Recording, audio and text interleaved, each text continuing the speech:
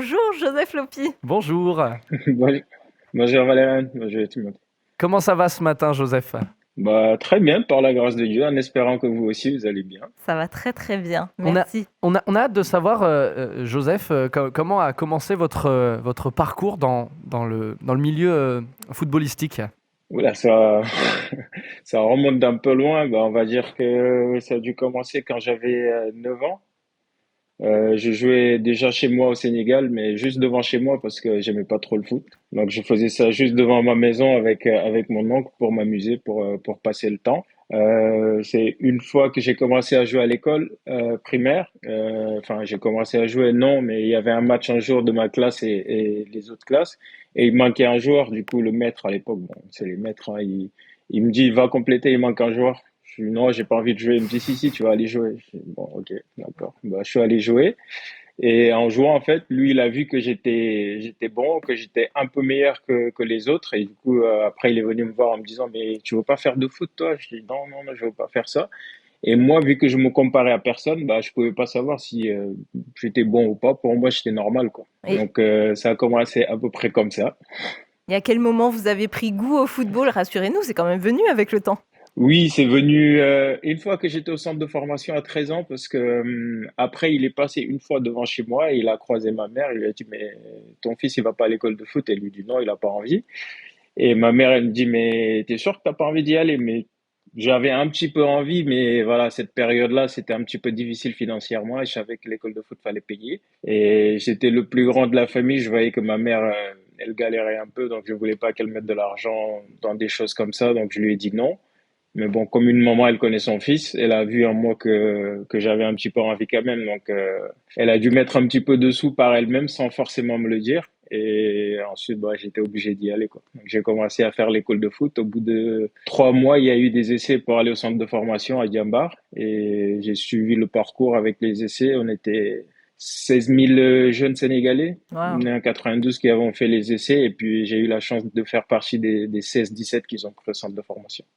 Donc votre mère, finalement, s'est sacrifiée pour vous permettre de vivre cette école de foot. Est-ce que vous aussi, aujourd'hui, Joseph Lopi, vous avez dû faire des sacrifices? Je pense que honnêtement, on en a tous fait, chacun à son échelle, mais oui, forcément, parce que juste pour l'école de foot, quand j'ai commencé, au début, elle me donnait un peu d'argent pour prendre le car pour y aller parce que c'était un petit peu loin. Et au début, on devait être 9 jeunes de mon quartier à y aller. Et à la fin, j'étais tout seul à y aller. Et c'était compliqué parce que je lui demandais plus d'argent pour prendre le car.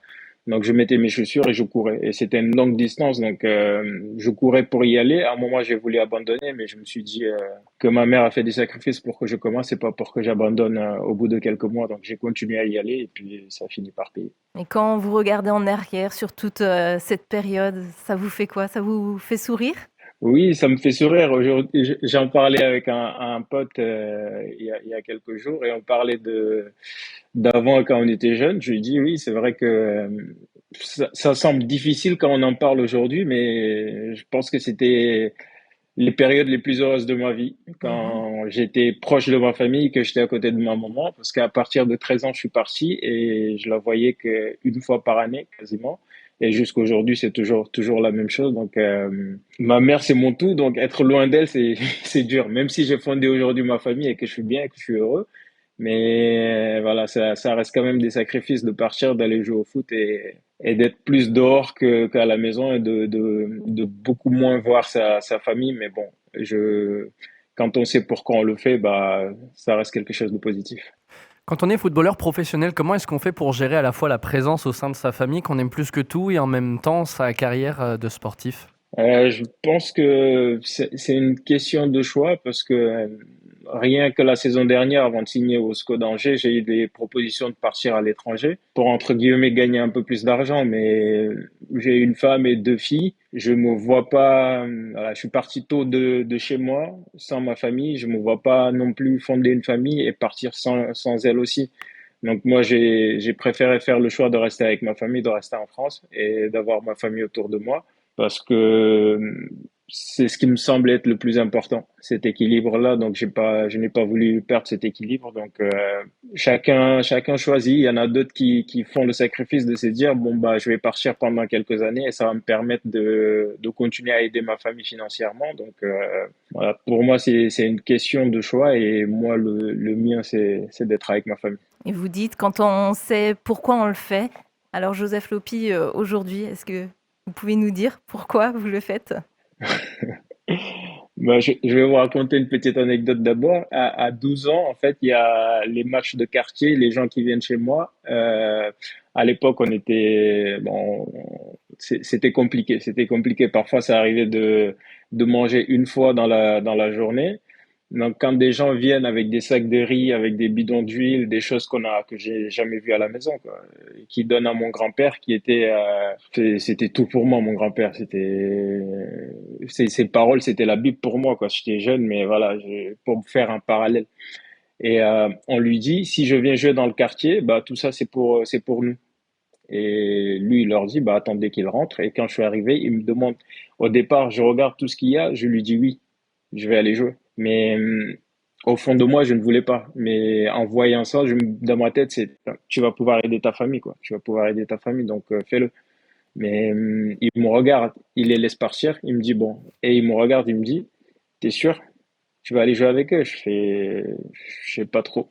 Il me dit, je voyais que tu voulais pas trop, c'est pas grave. On va leur rendre leurs affaires, ils vont partir. Et ces gens-là, quand on leur dit que je ne jouerai pas, ils étaient mécontents, ils ont commencé à, me charrier et je pourrais même pas dire pourquoi. Je les regarde, je leur dis, un jour vous allez me regarder à la télé comme tous les mecs que vous regardez à la télé jouer. Je vais jouer à la télé et vous allez me regarder. Et ils rigolaient, ils me disent, mais t'es ici là, dans ton quartier là au fond là-bas, je crois que quelqu'un va te voir, quelqu'un va te repérer, mais j'y croyais. C'était pas des mots qui sont sortis comme ça. Je pourrais pas dire pourquoi ils sont sortis, mais j'y croyais en ce moment-là quand je le disais.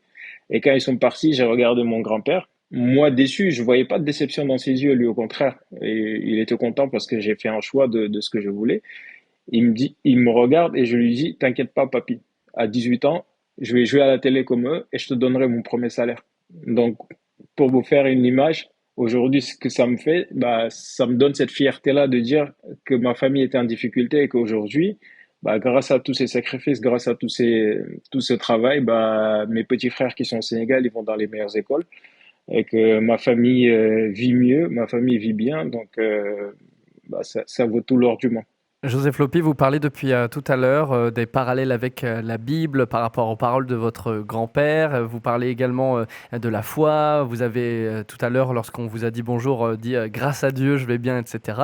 La foi, ça occupe une place importante dans votre vie? Ça occupe la première place, ça occupe la deuxième, ça occupe la troisième, ça occupe la quatrième, la cinquième et ainsi de suite. Non, les mots me manquent même pour parler de ça parce que au début voilà, j'ai toujours eu la foi. J'ai toujours eu la foi parce que mes parents m'ont toujours amené à l'église depuis tout petit. Donc tous les dimanches c'était le rituel quoi. C'était la petite veste de costume, c'était le bonjour, c'était le jour où tu avais même un petit peu, tu avais le droit d'avoir une pièce pour à la sortie de l'église t'acheter un petit truc. Donc, en grandissant, en fait, j'étais, on va dire, catholique. Donc, oui, ma foi, elle a commencé, on va dire, là. Mais voilà, en grandissant, c'était ici même à Paris, quand je jouais à Sochaux à l'époque.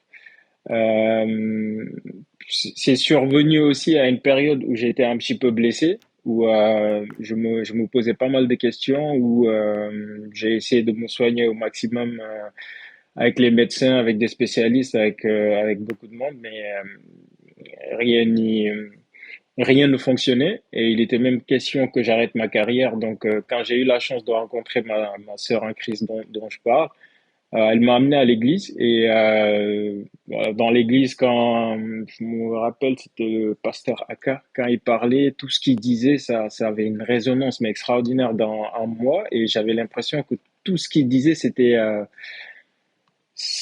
m'était destiné. Et j'ai vraiment bien reçu, enfin, j'ai reçu, accueilli le message comme si il m'était adressé.